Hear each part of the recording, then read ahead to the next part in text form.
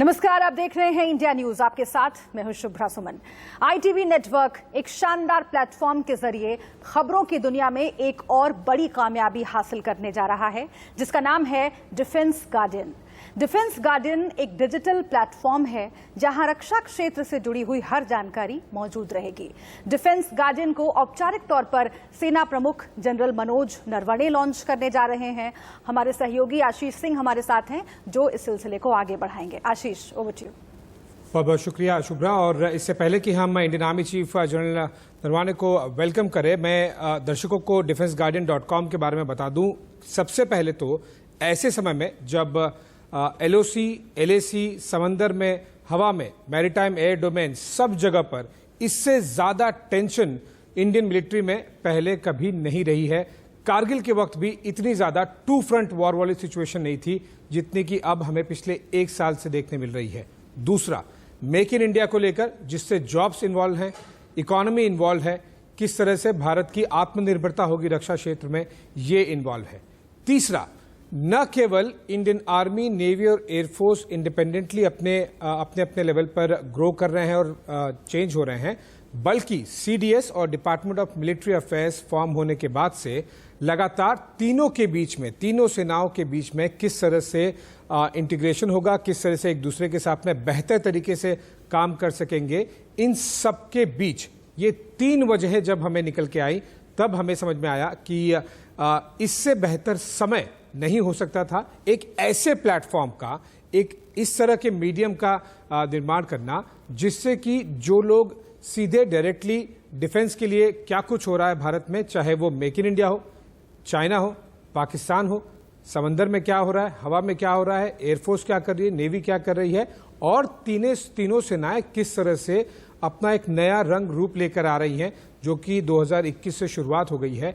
इसलिए हमने defenseguardian.com की शुरुआत की। और सबसे पहले मुझे याद है, साल भर पहले हमारे मैनेजिंग डायरेक्टर कार्तिकेय शर्मा ने जब कहा था कि हम इकलौता एक इस तरह का न्यूज़पेपर बनेंगे जो कि डेली गार्डियन के नाम से पिछले एक साल से आ रहा है, उसमें एक पेज रोज केवल और केवल हम रक्षा से जुड़े हुए खबरों को देंगे। और उस एक साल के परीक्षण के बाद में उसे लगातार हमने बेहतर करने की कोशिश की, और उसके बाद में जब हमें एक बेहतरीन रिस्पांस मिला लोगों की तरफ से, service headquarters, army, navy, air force, तब हमने सोचा कि एक नए प्लेटफॉर्म की निर्माण करना जरूरी है। और इसलिए अब हम कार्तिकेय शर्मा की लीडरशिप और उनके विजन के तहत हम defenseguardian.com लॉन्च कर रहे हैं।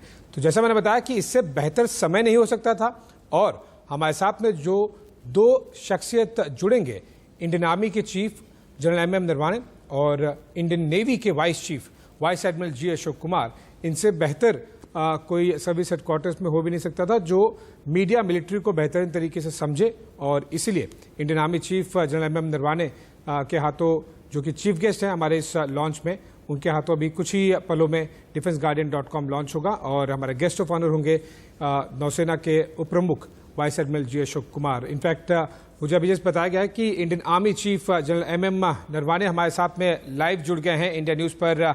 जनरल साहब, बहुत बहुत शुक्रिया sir, thank you so much for joining us, taking out time from your busy schedule. Before we go for the official launch, your thoughts on the defenseguardian.com. Thank you very much, Ashish, for giving me this opportunity. And as you have mentioned, digital media has become an inseparable part of our lives, and it offers a wide variety of facts and opinions about so many topics and issues. And defense-related issues are also part of them. The launch of Defense Guardian by the Daily Guardian is an encouraging step towards using digital media for increasing awareness on national security and defense-related matters for domestic as well as international audiences. I wish the platform and its team all the very best. Thank you so much, General, for your encouraging words. And on that note, I would request you to let's proceed with the launch, something that we have been waiting for almost an entire year, working hard on this, the entire ITV team network, to ensure that the viewers and the media consumers get a proper platform, a niche medium and platform like defenseguardian.com. On that note, sir, let's proceed with the launch.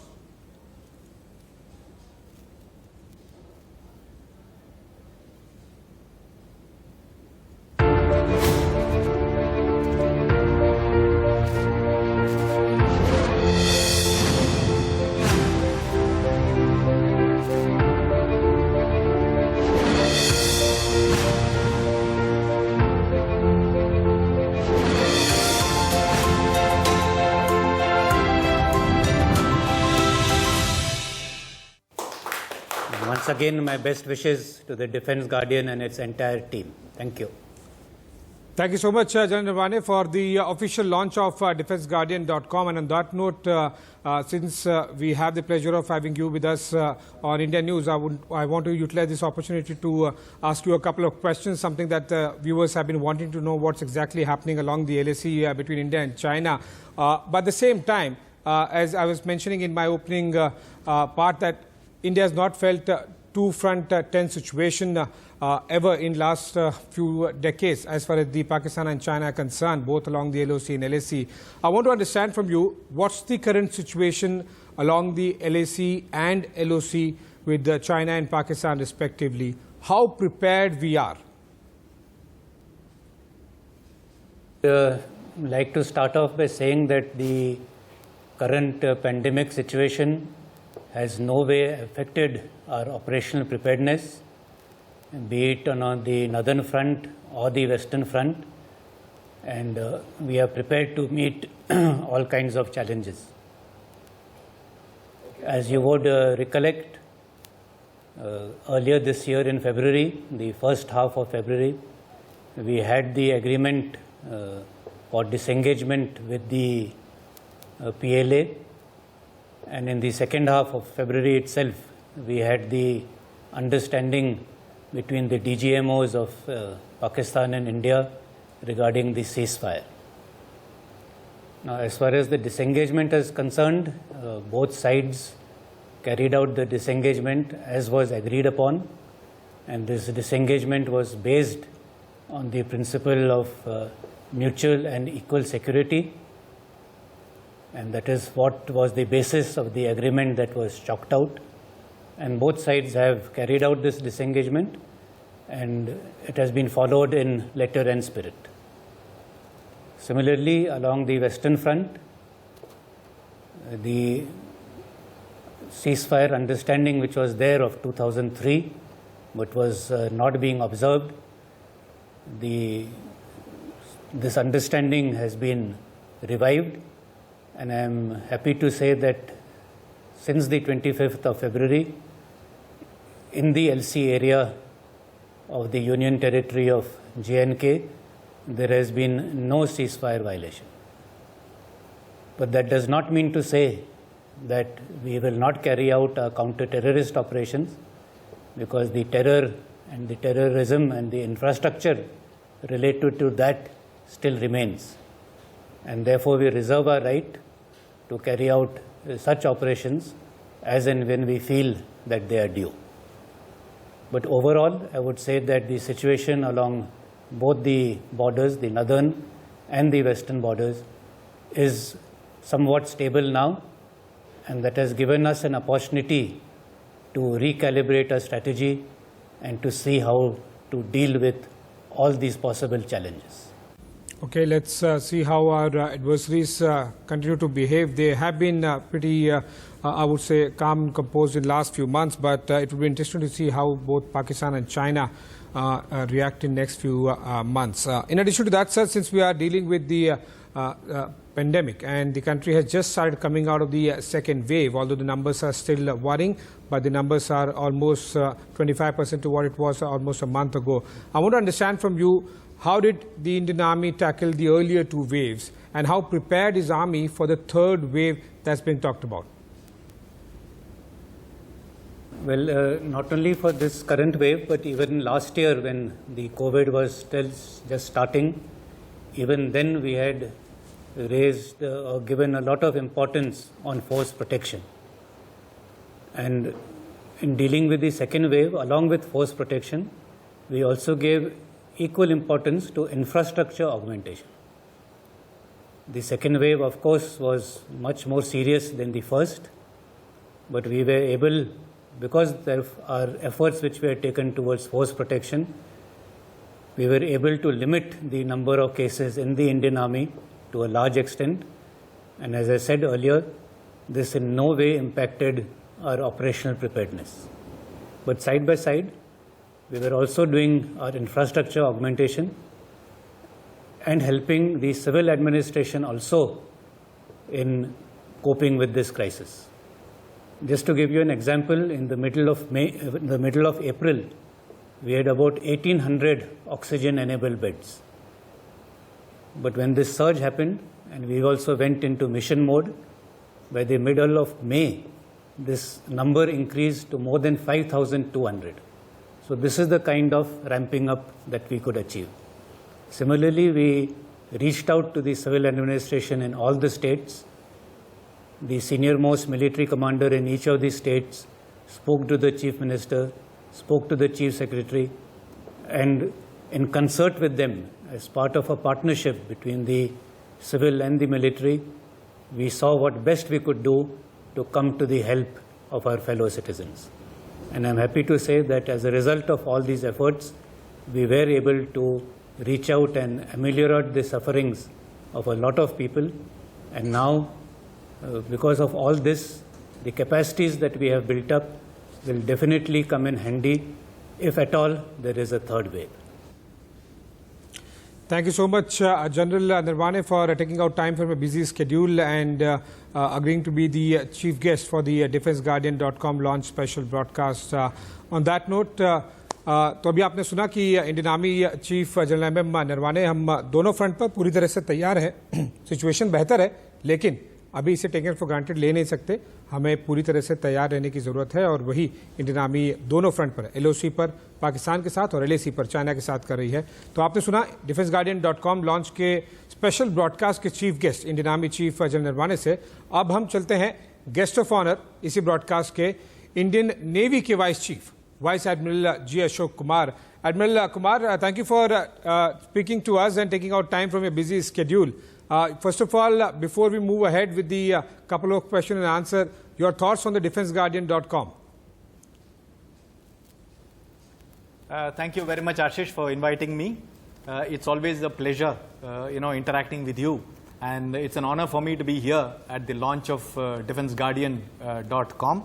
I must tell you that as you're aware, the Indian Navy is known as the silent service, and it is forums like these that help us reach out to our countrymen and explain to them as to what we do day and night towards protecting maritime interests of the nation. I wish you the very best. I do sincerely hope that the DefenseGuardian.com achieves glory and huge success in the times to come. I'm aware that a lot of Indian naval officers write for your forum, and I'm sure that will continue to. Thank you. Thank you for your kind words, Admiral. The first thing first, something that has happened just a couple of days ago, and that is about the Project 75 India submarines. That has been one of the biggest in terms of the amount that has been approved by the Defence Acquisition Council of the Ministry of Defence. I want to understand from you and help our viewers understand P75 India. Where the submarines will be built in India. This is certainly going to be a follow-on to the P75, the earlier one which is being carried out at the Mazgaon Dock Limited. How do you see this will be changing the manufacturing aspect, the India's defence aspect as far as the immediate future is concerned, specifically from the SP model point of view? P75 India is the first and currently the only SP model approved project by the DAC. How do you see this changing the Navy's face, the MOD's face under SP model in the immediate future? Yes, Ashish, it's a very timely question, because just a couple of days back, the DAC has approved the strategic partnership model for the 75 India, which is a long-awaited approval for us. This, as you mentioned, is the first of the strategic partnership model approvals that we have received. It's a huge step, So, of course, with the strategic partnership model being new, there are many fits and starts that the whole process has, been through.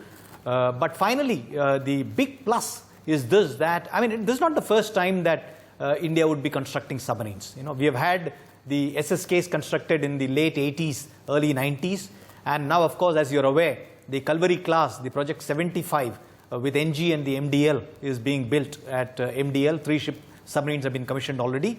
But the big difference here is that this is not something like a licensed production. This is more of a technology transfer. So what that enables us is this: that in future we'll be able to design our own submarines, we'll be able to construct our own submarines, refit them, repair them, and maintain them for forever. So, strategically speaking, our dependence on, say, some international OEM would come to an end with this. So, this whole facility would be available in country for the future. Certainly, and this is something that's going to change completely as far as the manufacturing of defense equipments in India is concerned. It's going to be one of the biggest projects that the Indian Navy would be looking forward to, and there are major contenders for this particular project. Admiral, before I let you go, I must ask you on something that has been talked about a lot, and this is something I see as the Prime Minister's pet project as far as the defense is concerned, and that's Make in India, the Atmanirbharta as they call it. Now, what I want to understand from you is basically we have been hearing a lot on that, but how the situation on ground, how's Atmanirbharta in Navy is actually progressing on ground? In a big way, let me assure you, in a big way. I think this is a right call for each of us to take. Atmanirbharta, our self-reliance and not depending upon some external sources can always be a strategic strength for the country. As you're aware, the Indian Navy has really been at this for many decades now. Of course, with the current policies in place, it's only got a much needed fillip. As you're aware, the positive indigenization list, the first one was announced in August last year with about 101 items in it. And this year, just recently, we had the promulgation of the second list as well. And these we will not be going abroad to procure from any OEM hereinafter, because the country has developed the capability. In addition to that, you're well aware as to how our shipbuilding is almost entirely Indian. The Indian Navy currently has about 41 ships on order, with just 2 of them being built somewhere else. The rest, all of them, including an aircraft carrier, which is at Cochin Shipyard Limited, with excellent destroyers being constructed in the Mazgon Docks Limited, with frigates, the Project 17 Alphas, being constructed both at GRSE and at MDL, and very many different kinds of ships being constructed all over the country. I think we've achieved a sense of self-reliance when it comes to shipbuilding within the country. That's one. In addition to that, there are a lot of things that we are doing. As you're aware, last year, the Honorable Raksha Mantri launched what we call the NIIO, or the Naval Indigenization and Innovation Organization, and that has actually given a huge amount of fillip. It's basically building a relationship by the Navy with the industry and the academia. On that very day, which was launched by Honorable RM and with the Honorable Chief Minister of Uttar Pradesh in attendance, we did sign MOUs with the SIDM, the Society for Indian Defence Manufacturers. We also ended up signing MOUs with RSU Gujarat and the makers at Cochin. We have gone on to set up chairs of excellence in leading universities in the country. A couple of IITs, the SRM University in Chennai, and the RSU, of course. And in addition to that, we intend hosting annual seminars with the industry and academia. We also started a very, very nice initiative of what we call the INSTEP, which is Indian Naval Scientific and Technological Education Program, Student Technical Education Program, which is nothing but an internship for children who are doing engineering in various universities with whom we have the MOU. So this internship will actually help us provide them with certain amount of projects for them to undertake to the benefit of the nation. So I think indigenization is the way ahead, and the Navy is fully invested in the process. Thank you so much, Admiral, for taking out time and joining in this special broadcast of the DefenseGuardian.com launch, the youngest and the smartest of the ITV News Network as far as the digital platforms are concerned. On that note, so आपने सुना कि किस तरह से Indian army chief, जो कि chief guest है हमारे DefenseGuardian.com लॉन्च के, और इंडियन नेवी के vice chief vice admiral G Ashok Kumar, जो कि गेस्ट ऑफ ऑनर थे. काफ़ी ज़्यादा तैयारी की जा रही है आर्मी की तरफ से भी, नेवी की तरफ से भी, और एक्सटर्नली ही नहीं, इंटरनली भी, चाहे वो मेक इन इंडिया हो या फिर चाइना या पाकिस्तान. बहुत बहुत शुक्रिया इस ब्रॉडकास्ट में जुड़ने के लिए. एक छोटे से ब्रेक के लिए रुक रहे हैं, जल्द हाजिर होंगे.